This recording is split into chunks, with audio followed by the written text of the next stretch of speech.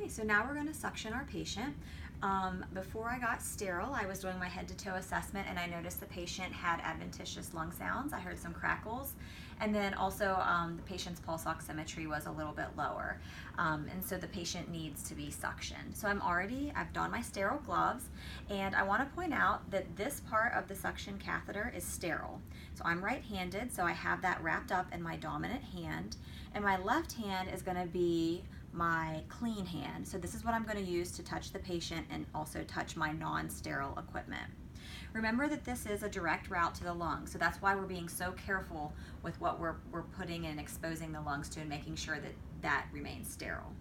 Before we suction the patient, we're going to administer 100% O2 or hyperoxygenate the patient at 100%.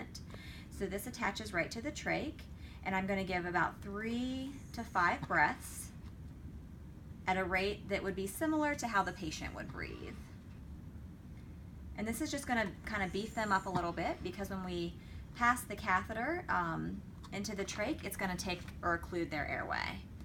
Okay, so now I'm ready to suction. I'm going to take my sterile hand, and I'm going to take my non-sterile hand and hold my tubing. This part is non-sterile.